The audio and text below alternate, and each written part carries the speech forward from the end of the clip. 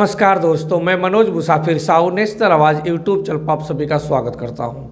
आज मैं आपको एक ऐसे राजनीतिक व्यक्ति के बारे में चर्चा करने वाला हूं कि अगर आप इस वीडियो को पूरा देखेंगे तो आपके अंदर एक अजब गजब का हौसला आएगा। आपके अंदर लगेगा कि जब वो कर सकते थे तो मैं भी कर सकता हूं। एक तरह से मोटिवेशनल वीडियो है, लेकिन आपके नॉलेज में वो चीज़ें हैं, वो व्यक्ति नॉलेज में है। इसलिए मेरा निवेदन है कि पूरा वीडियो देखिए, तब आपको समझ में आएगा कहानी क्या है।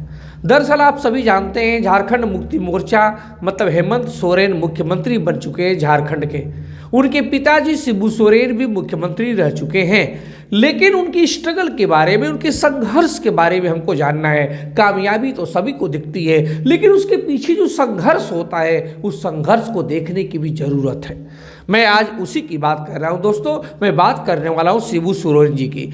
आप जानते हैं शिबू सोरेन जी का जन्म आदिवासी संथाल आदिवासी परिवार में हुआ। झारखंड के रहने वाले थे और उनका जन्म 11 जनवरी 1944 को हुआ था।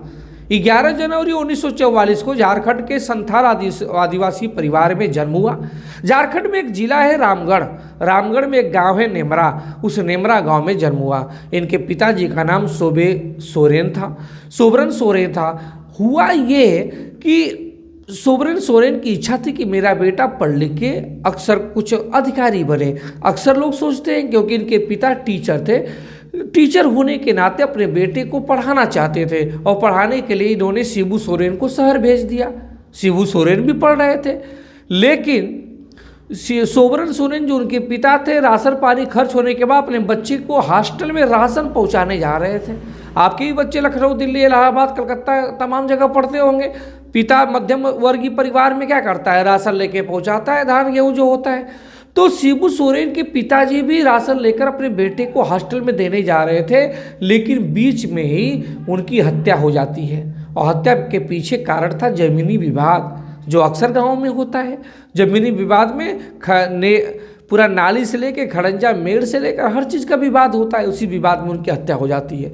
जब हत्या हो गई तो हत्या होने के बाद अब शिबू सोरेन का दिल पढ़ाई में नहीं लग रहा था और शिबू सोरेन ने अब ठान लिया कि मुझे अब राजनीति करनी है और राजनीति के जरिए मुझे इंसाफ पाना है, क्योंकि राजनीति ही एक ऐसा मात्र विकल्प है जो मुझे इस गरीब आदिवासी परिवार से सम्राट और राजा बना सकता है इस लोकतंत्र में। और ये बात शिबू सोरेन को मालूम चल गई।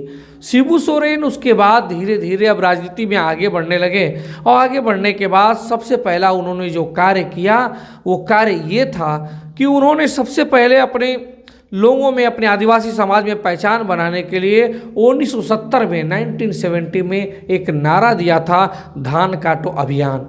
दरअसल होता क्या था कि आदिवासी गरीब परिवार होते थे, सूदखोर लोग करते क्या थे कि उनको ब्याज पे पैसा देते थे। वो आदिवासी परिवार जब चुकता नहीं कर पाता था तो उसका चक्रवृद्धि ब्याज जोड़ते जोड़ते इतना ब्याज जोड़ देते थे कि वो बेचारा विवश होकर अपनी खेत बाड़ी उन्हीं को दे देता था। और खेत बाड़ी देते तो उनकी खेतों पे, उनकी ज़मीनों पे वो कब्जा करके अपना धान अनाज बोते थे और उन्हीं से लेबर के रूप में कटवाते थे। शिबू सोरेन ने सभी आदिवासी परिवार को एक एक घर जाके जगाया और बताया, संबोधित किया कि आप लोग आज के बाद जो खेत कब्जा हो गया, उस खेत पे जब धान जो सूदखोर बोया है उस धान को तुम काटो। उसी का नारा दिया, धान को काटो अभियान, और कहा धान काटो, मैं जो होगा देखूंगा, मैं तुम्हारे साथ रहूंगा। जबरदस्ती सभी आदिवासी परिवार को जाते थे अपने टीम के साथ और जबरदस्ती धान काट के आदिवासी परिवार को दे आते थे। तो आदिवासी परिवार के बीच में तो इनकी इमेज अच्छी बनने लगी, भगवान की तरह लोग पूजने लगे। लेकिन सूदखोर इनको दुश्मन मान बैठे। सूदखोर जब दुश्मन मान बैठे तो ये घर घर जाके आदिवासी परिवार को जगाते थे। अब घर घर जाके जब जगाते थे तो इन्होंने एक दिन अपने घर जा रहे थे रात को आदिवासी गाँवों से होते हुए, तब तक एक नदी पड़ती है। नदी के पास सूदखोरों ने कुछ गुंडे बुला लिए थे, गुंडे घेर लेते इनको और इनको मारने की नियत से थे कि अब इस शिबू सोरेन को मार दिया जाएगा जान से। ये भाप लेते हैं कि वो हथियार के लोग साथ है। उस बगल में जो नदी बह रही थी, स्कूटर अपना लेते हुए नदी में कूद गए।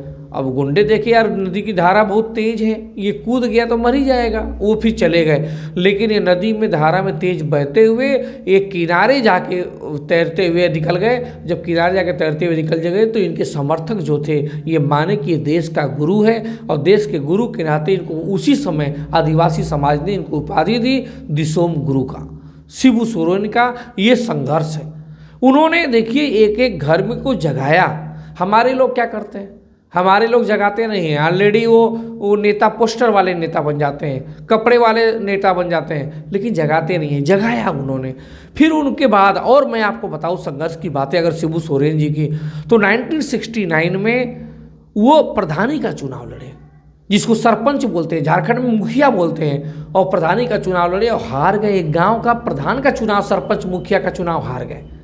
हारने के बाद उन्होंने हिम्मत नहीं हारी, फिर से 1969 में सीपीआई के टिकट पर वो विधायकी लड़े, विधायकी भी हार गए। जब विधायकी हार गए तो उसके बाद 1972 में 1972 में उन्होंने झारखंड मुक्ति मोर्चा बनाया, जो पार्टी आज है।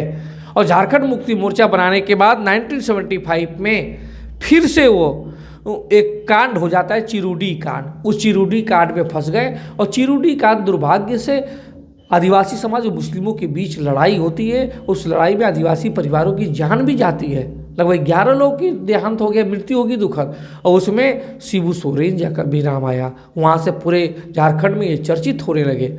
चर्चित होने के बाद 1972 के बाद फिर 1972 में वो विधायकी अपना फिर सांसदी लड़ गए 1972 में, और सांसदी लड़े, सांसदी भी हार गए। जब उसके बाद हार गए तो 1977 में फिर सांसदी लड़े और फिर सांसदी हार गए।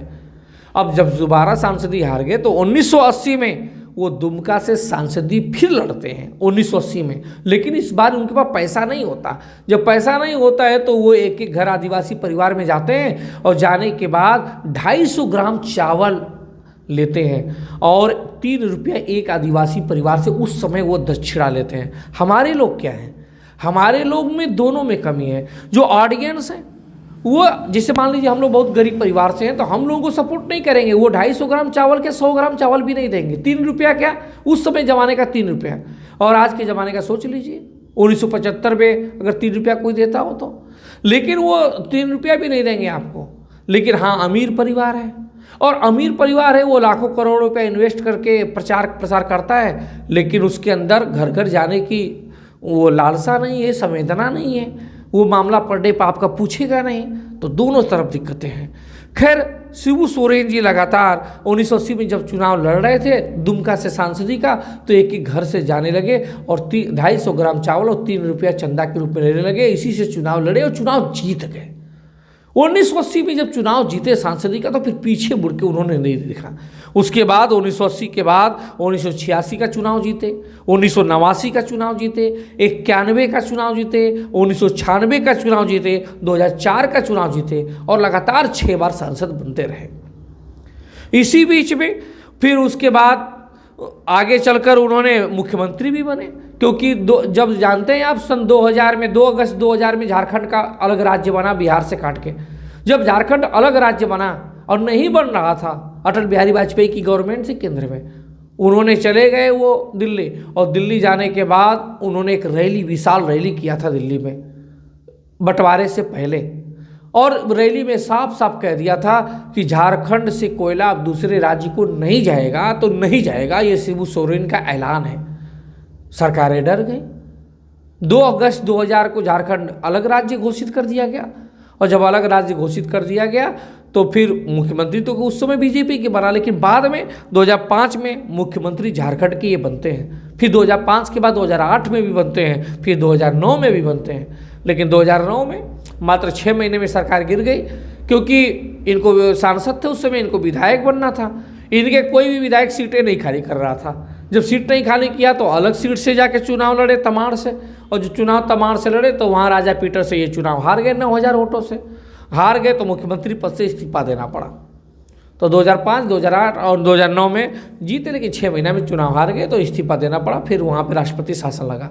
तो अब उसी पार्टी को शिबू सोरेन जी ने, देखिए कितने संघर्ष से, हमारे लोगों के पास संघर्ष की क्षमता है क्या, धैर्य की क्षमता है, नहीं है। बाद में हेमंत सोरेन आगे उस पार्टी को बढ़ा रहे हैं। कल्पना सोरेन भी अच्छी नेत्री निकल के आई हैं, वो भी आगे बढ़ा रहे हैं। और हेमंत सोरेन 2013 में मुख्यमंत्री बने, 2019 में बने, 2024 में भी बने, लेकिन जब अभी जेल गए थे चंपई सोरेन को बनाया था, फिर से आए और फिर से वो 2024 में मुख्यमंत्री बन रहे हैं। तो कहने का मतलब ये है कि चौथी बार हेमंत सोरेन जी मुख्यमंत्री बने झारखंड मुक्ति मोर्चा से, लेकिन उसके पीछे का शिबू सोरेन जी का संघर्ष देखिए। जब पैसे नहीं थे तो चंदे से कैसे चुनाव लड़ते थे। हमारे लोगों के पास सपोर्ट नहीं करते हैं, ये बात अलग है। आदिवासी परिवार में, दलित परिवार में देखने को मिलता है, वो राजनीति के महत्व को समझते हैं। हमारे यहाँ राजनीति नहीं, छोटे मोटे जो व्यवसाय करते हैं पैसा को महत्व देते हैं, वो राजनीति को महत्व नहीं देते, ये बात अलग है। लेकिन बहुत कुछ सीखने की जरूरत है। इस पूरी वीडियो को अगर आत्मीयता से सुनेंगे तो आपको सीखने को मिलेगा, सोचने पे मजबूर हो जाएंगे कि कैसे कैसे राजनीति की जाती है।